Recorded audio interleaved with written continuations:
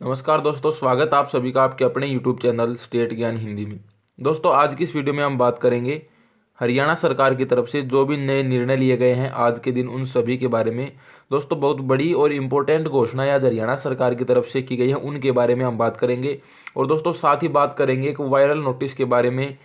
CTET exam को लेकर के जो नोटिस वायरल हो रहा है उसके बारे में, वो सच है या झूठ। तो आप इस वीडियो को लास्ट तक ज़रूर देखें ताकि पूरी जानकारी आपको मिल सके और जो भी आज घोषणाएं की गई है हरियाणा सरकार की तरफ से, उन सभी की जानकारी आपको मिल सके। तो दोस्तों, अगर अभी तक आपने चैनल को सब्सक्राइब नहीं किया है तो आप चैनल को सब्सक्राइब कर लें और साथ ही बेल आइकन को प्रेस करके नोटिफिकेशन ऑन कर लें, ताकि इस तरह की जो भी नई अपडेट आए हरियाणा सरकार से जुड़ी, उसकी जानकारी सबसे पहले मिले आपको। तो चलिए शुरू करते हैं आज की इस वीडियो को और देख लेते हैं क्या नई घोषणाएं की गई हैं हरियाणा सरकार की तरफ से आज के दिन। तो दोस्तों, सबसे पहले तो मास्क न लगाने वाले विद्यार्थियों को एंट्री नहीं। कोरोना संकट के बीच हरियाणा विद्यालय शिक्षा बोर्ड पहली बार परीक्षा आयोजित कर रहा है। 10वीं व 12वीं की रीअपियर की परीक्षा 26 अक्टूबर से शुरू हो रही है और दोस्तों ये परीक्षा 23 नवंबर तक चलेंगी। कोरोना के मद्देनज़र परीक्षा केंद्र के बाहर धारा 144 लागू रहेगी और दोस्तों अब की बार बिना मास्क के एंट्री नहीं मिलेगी। सैनिटाइजर से हाथ साफ करने होंगे। जो अध्यापक हैं उनको प्रश्न पत्र देने से पहले सैनिटाइजर से हाथ साफ करने होंगे और जो प्रवेश करते ही जो छात्र हैं उनकी स्क्रीनिंग होगी और स्क्रीनिंग के बाद ही एंट्री दी जाएगी। और मास्क जिन्होंने नहीं पहना होगा उनको एंट्री ही नहीं दी जाएगी। किसी विद्यार्थी के शरीर का अगर तापमान अधिक आता है तो उसे अलग से बैठाया जाएगा। और 26 अक्टूबर से शुरू होने वाली जो HBSC हरियाणा बोर्ड की 10वीं 12वीं की परीक्षा है, उनको शांतिपूर्ण ढंग से संपन्न करवाने के लिए जो परीक्षा केंद्र है उसके बाहर धारा 144 लागू करने के आदेश पारित कर दिए गए हैं। ये आदेश 23 नवंबर तक प्रभावी रहेंगे। दोस्तों, परीक्षा केंद्र के 200 मीटर के एरिया के अंदर चारों तरफ कोई भी व्यक्ति के इकट्ठा होने पर पाबंदी रहेगी। इसके अलावा कोई भी व्यक्ति अनावश्यक रूप से प्रवेश नहीं कर सकता है। आदेशों की अवहेलना करने वाले तथा असामाजिक तत्वों के साथ सख्ती से निपटा जाएगा। अब दोस्तों बात करते हैं अगली अपडेट की। दोस्तों, अब आशा वर्कर्स को आशा पे ऐप से भुगतान किया जाएगा।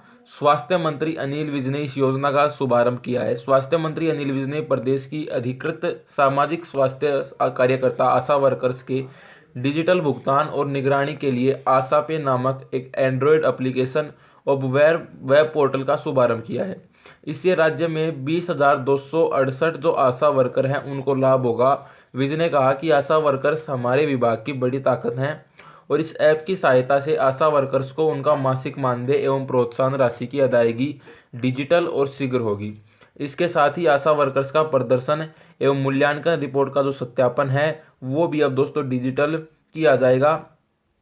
स्वास्थ्य मंत्री ने कहा कि सभी आशा वर्कर्स को असीमित कॉल और 4G 30 GB इंटरनेट मासिक डाटा के CUG सिम उपलब्ध करवाए जाएंगे ताकि शीघ्र ही इस प्रक्रिया का जियो लोकेशन से जोड़ा जा सके। इस ऐप के माध्यम से आशा वर्कर्स अपनी दैनिक मासिक गतिविधियों को लोड करेंगी। आशा वर्कर्स अपने प्रोत्साहन के दावों को भी जांच कर सकेंगी और अनुमोदन और भुगतान राशि का पता लगा सकेंगी।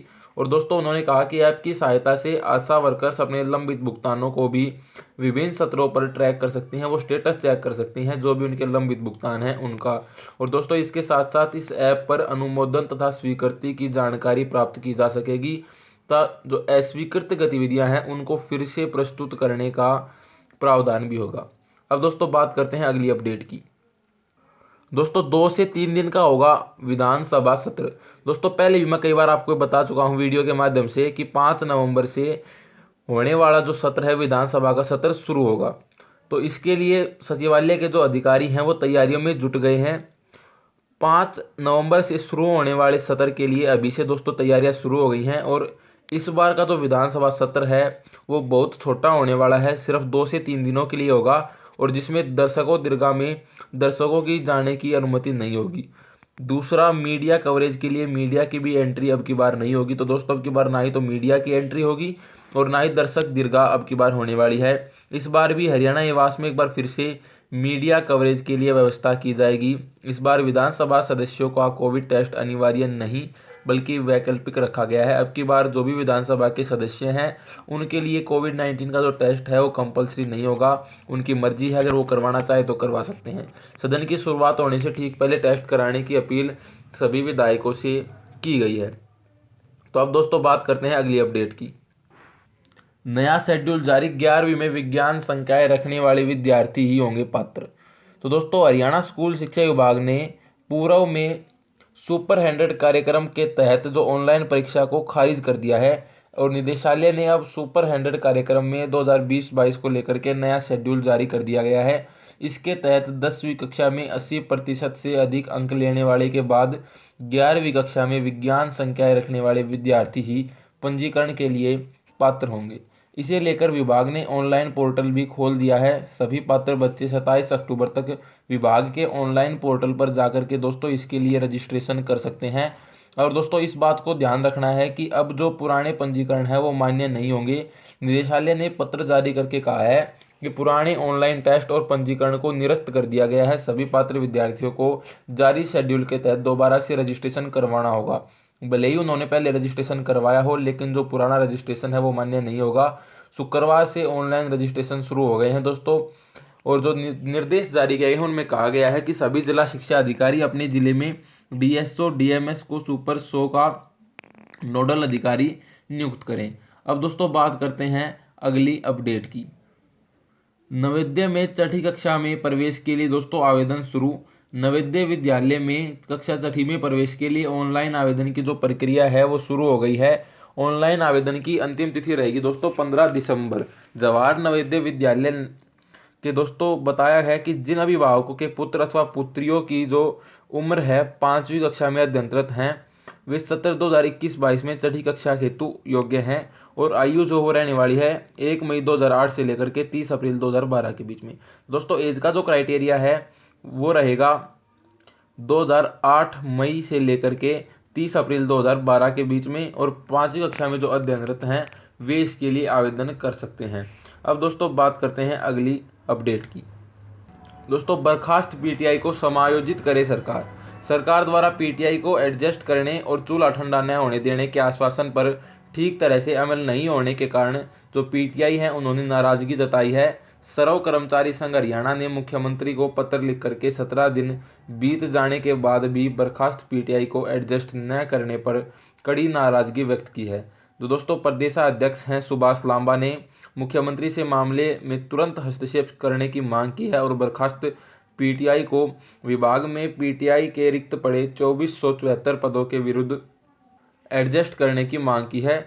सर्व कर्मचारी संघ हरियाणा के प्रदेशाध्यक्ष सुभाष लांबा, महासचिव सतीश सेठी और हरियाणा विद्यालय अध्यापक संघ के प्रधान सीएन भारती ने बताया कि करीब 4 महीने से चले आंदोलन के बाद सीएम व बर्खास्त पीटीआई के प्रतिनिधियों के बीच 6 अक्टूबर को सीएम आवास पर बैठक हुई थी और उसके अंदर दोस्तों ये कहा गया था।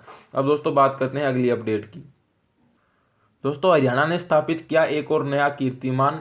एनीमिया मुक्त भारत कार्यक्रम में पहला स्थान प्राप्त किया है। दोस्तों हरियाणा ने देश के 29 राज्यों को पछाड़ करके पाया मुकाम। तो दोस्तों हरियाणा ने पहला स्थान प्राप्त किया है एनीमिया मुक्त भारत कार्यक्रम के अंदर। अब दोस्तों बात करते हैं अगली अपडेट की।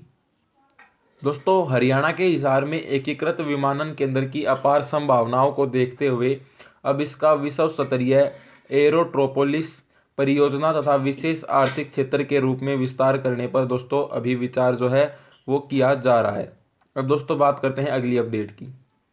दोस्तों हरियाणा के उप मुख्यमंत्री माननीय दुष्यंत सिंह चौटाला ने कहा कि किसी भी किसान को फसल बेचने में परेशानी नहीं होने दी जाएगी, फसलों को हर हाल में एमएसपी पर खरीदा जाएगा। ये आश्वासन दिया गया है हरियाणा के उप मुख्यमंत्री की तरफ से।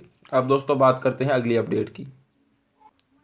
22 लाख युवाओं का इंतजार खत्म, कोरोना के चलते टली 23,000 पदों की लिखित परीक्षा जनवरी तक होगी।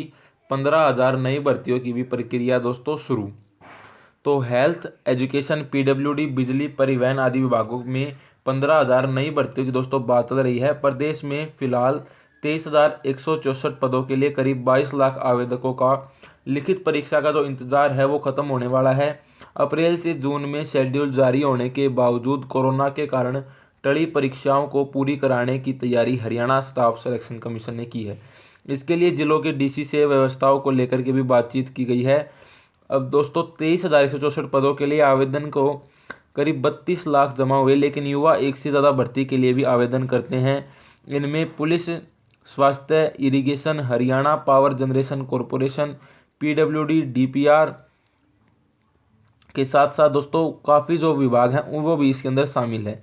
इसके अलावा सरकार ने 15,000 नई भर्तियों की भी दोस्तों सिफारिश की है। और जो इन भर्तियों का आज है दोस्तों सितंबर तक रिजल्ट जारी हो जाएगा। कमीशन ने दोस्तों यूएचबीवीएन, एचवीपीएनएल, डीएचबीवीएन में junior system analytical, LDC, UDC, JSE section officer समेत 14 कैटेगरी के 1463 पदों की भर्ती का फाइनल रिजल्ट दिसंबर तक जारी करने का दोस्तों लक्ष्य रखा है। अब दोस्तों बात करते हैं आज की आखिरी और बड़ी अपडेट के बारे में, लेकिन उससे पहले दोस्तों जो इनका कोर्ट स्टे हटते ही जारी होगा फाइनल रिजल्ट। तो ये जो भर्ती हैं इन पर फिलहाल कोर्ट की तरफ से स्टे लगा हुआ है। जैसे ही कोर्ट की तरफ से इन पर से स्टे हटेगा वैसे ही फाइनल रिजल्ट इनका डिक्लेयर कर दिया जाएगा। और दोस्तों स्किल डेवलपमेंट के 3,000 पदों की भर्ती भी इसी वजह से अटकी हुई है। अब दोस्तों बात कर लेते हैं 1,02,245 पदों पर अप्रैल 2015 से अब तक कमीशन ने जारी किए हैं विज्ञापन। उसमें से दोस्तों 76,897 पदों पर भर्ती प्रक्रिया पूरी हो चुकी है और 23,162 पदों पर अभी भी परीक्षा होनी बाकी है। 5,000 के करीब भर्तियों के अभी परिणाम अटके हुए हैं और 15,000 नई भर्तियों के लिए सरकार ने कमीशन से सिफारिश की है। तो अब दोस्तों बात करते हैं आखिरी अपडेट की। दोस्तों स्क्रीन पर आपको एक नोटिस दिखाई दे रहा है सीबीएसई का, और इस नोटिस के अंदर कहा क्या गया है वो भी मैं आपको दिखा देता हूँ। सीटेट का जो एग्ज़ाम है उसकी यहाँ पर डेट दी गई है दोस्तों 5 नवंबर 2020, और ये नोटिस जो है काफ़ी दिनों से वायरल हो रहा है। 21 अक्टूबर की यहाँ पर डेट दिखाई गई है, 21 अक्टूबर 2020 की, और एग्ज़ाम के लिए डेट यहाँ पर दिखा दी है 5 नवंबर 2020। दोस्तों आपको पता होगा इससे पहले ये भी जो है कि सीटेट की जो वैलिडिटी है वो उम्र भर के लिए अब कर दी गई है। और दोस्तों ये नोटिस भी अब वायरल हो रहा है कि 5 नवंबर को सीटेट का एग्ज़ाम होने वाला है। तो इस नोटिस में कितनी सच्चाई है उसके बारे में बात करें तो दोस्तों ये जो नोटिस है ये नोटिस पूरी तरह से फेक नोटिस है। इस नोटिस पर आप बिल्कुल भी भरोसा ना करें और आप ये न सोचें कि 5 नवंबर को आपका एग्ज़ाम होगा। ये नोटिस फेक नोटिस है दोस्तों। और ये दोस्तों इसकी जो जानकारी है वो पीआईबी की तरफ से भी दी गई है। देखिए यहाँ पर क्लियरली लिखा गया है कि this notice is fake, next date of the examination would be updated on the CTET website. तो दोस्तों इस तरह का कोई भी नोटिस आता है तो आप उस पर भरोसा ना करें। जो एग्जामिनेशन की डेट है वो सीटेट की वेबसाइट पर आएगी। ये जो नोटिस है ये पूरी तरह से फेक नोटिस है, अभी कोई भी डेट जो है अपडेट नहीं की गई है। तो दोस्तों आज की इस वीडियो में कुछ इन्हीं बड़ी अपडेटों के बारे में आपको जानकारी देनी थी। उम्मीद करता हूं दोस्तों वीडियो आपको पसंद आई होगी। अगर वीडियो अच्छी लगी हो तो आप इस वीडियो को लाइक ज़रूर कर दें और दोस्तों साथ ही इस वीडियो को शेयर करें ताकि सबके पास ये जानकारी पहुंच सके। और भी कोई भाई जो 5 नवंबर की तारीख को सोच करके सीटेट की तैयारी में लग गया हो तो वो भी अपनी जो तैयारी है वो सही तरीके से कर सके और उस तक भी ये जानकारी जो है सही पहुँच सके। तो आज की वीडियो के लिए बस इतना ही। मिलते हैं अगली वीडियो में, तब तक के लिए बाय बाय। जय हिंद, जय भारत।